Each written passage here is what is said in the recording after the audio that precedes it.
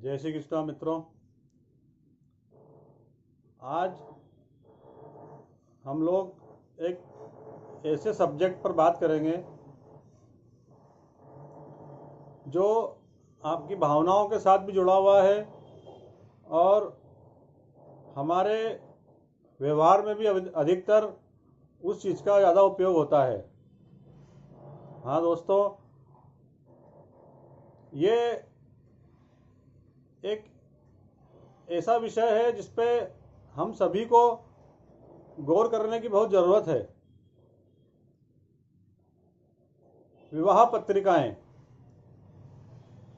हम लोग शादियों में लाखों रुपए खर्चा करते हैं, करोड़ों रुपए खर्चा करते हैं, लेकिन विवाह पत्रिका जब हम लोग छपवाते हैं तो उसमें सबसे ज़्यादा उपयोग हम लोग करते हैं भगवान का। राधा कृष्ण के फोटो या फिर गणेश जी का फोटो। मैं आप लोगों से एक बात पूछना चाहूँगा कि कभी आपने सोचा है कि इन पत्रिकाओं का बाद में क्या उपयोग होता है? बाद में इन सभी पत्रिकाओं का उपयोग तो होता ही नहीं है, दुरुपयोग ज़्यादा होता है। अधिकतर या तो रद्दी में जाती है या अटाले में जाती है या फिर कचरे में जाती है।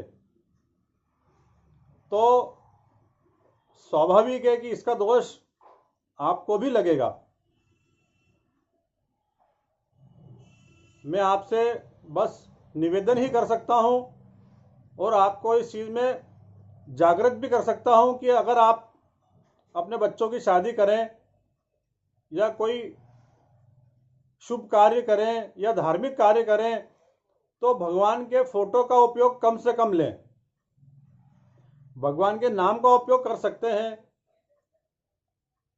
इससे आपको अपने परिवार में आने वाली विपत्तियों से और इनका जो दोष आपको लगेगा वो बहुत हद तक खत्म हो जाएगा। इसमें मैं आपको एक चीज़ और जोड़ना चाहूँगा कि हम कहीं भी बाहर जाते हैं तो बाहर जाने के बाद वहाँ से उस तीर्थ स्थान का फ़ोटो ले आए, अलग अलग भगवान के फ़ोटो ले आए, फ़ोटो जो फ़ोटो हमें अच्छा लगा वो फ़ोटो ले आए और अपन ने थोड़े दिन तक रखा उसको। थोड़े दिन बाद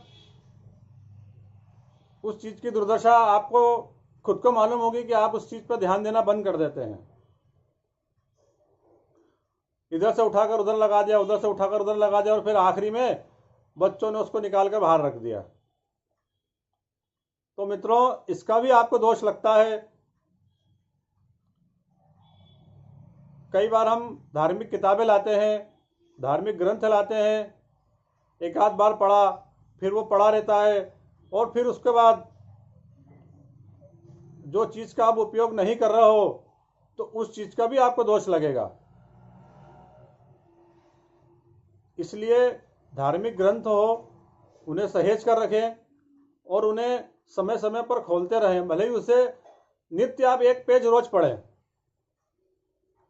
और किसी कारणवश अगर वो खराब हो गई हो, पानी की वजह से या उसे चूहों ने कुतर दिया हो या किसी कारणवश अगर खराब हो गई हो तो उसका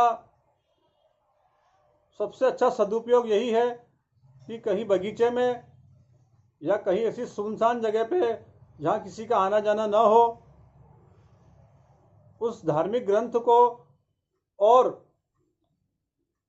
हमारे पास जो भगवान के फोटो हैं उन्हें आप व्यवस्थित रूप से निकालकर एक गड्ढा खोदें और गड्ढे में उन सभी सामान को रखकर उस पर एक वृक्ष का पौधा लगाएं और उस पौधे को आप चाहे तो आम का लगा सकते हैं, पीपल का लगा सकते हैं, जो आपकी इच्छा हो आप उस चीज़ का पौधा उस पर लगाएं। इससे ये होगा कि हमारी नदियाँ, हमारे तालाब और हमारे कुएं, इनका प्रदूषण, जल प्रदूषण बहुत हद तक कम हो जाएगा। एक विशेष बात और इसमें जोड़ूंगा मैं कि हम लोग जो अस्थि संचय करते हैं मृत्यु के पश्चात शमशान घाट से, उसे भी हम लोग नदी में बहाते हैं। इससे भी नदी में जल प्रदूषण होता है। इसमें भी अगर आप चाहें तो एक गहरा गड्ढा खोदे 3-4 फीट का, और उसमें इन अस्थियों को और इन राख को उसमें डालकर गड्ढे में और एक वृक्ष का पौधा लगा सकते हैं। इससे आपको भी यादगार रहेगी कि इस जगह पर यह पौधा हमने किस कारण से लगाया था, और आपके पूर्वजों को भी इसमें बहुत शांति मिलेगी। मित्रों, कहने में बहुत छोटी सी बात है ये, लेकिन अगर आप लोग इसे विचार करें तो मैं आशा करता हूं कि आपको पितृदोष, देवदोष से भी बहुत हद तक मुक्ति मिल सकती है, क्योंकि जाने अनजाने में किए गए पाप भी आखिर पाप तो है ही। और अगर हम इन चीज़ों को गौर करें तो वाकई हम बहुत हद तक गलती करते हैं। एक बात और मुझे याद आई कि हम लोग भगवान से संबंधित सभी वस्तुओं का उपयोग करते हैं, जैसे बम, फटाके, कपूर, अगरबत्ती और दूसरी कई चीज़ें आती हैं जिसमें भगवानों के फोटो आते हैं। तो मेरा आप लोगों से हाथ जोड़कर निवेदन है कि ऐसी चीज़ों का त्याग करें। आप दुकानदार को बोले कि हमें भगवान के फोटो वाली चीज़ नहीं चाहिए, तो वो आगे बात पहुंचाएगा सेल्समैन तक, सेल्समैन डिस्ट्रीब्यूटर तक पहुंचाएगा, डिस्ट्रीब्यूटर मालिक तक बात पहुंचाएगा कि लोगों में इस चीज़ के प्रति जागरूकता आ रही है और हमें इन चीज़ों का उपयोग बंद करना चाहिए। क्योंकि हम जब तक इन चीज़ों का उपयोग करेंगे, वो जब तक सामने वालों को हम अपना विरोध नहीं दर्ज कराएंगे, जब तक हम अपनी आपत्ति दर्ज नहीं कराएंगे, सामने वाला छापता रहेगा और हमें खुद अपने देवी देवताओं का अपमान सहन करना पड़ेगा।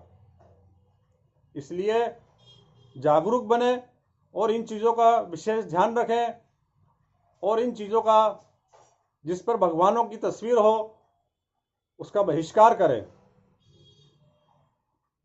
दोस्तों,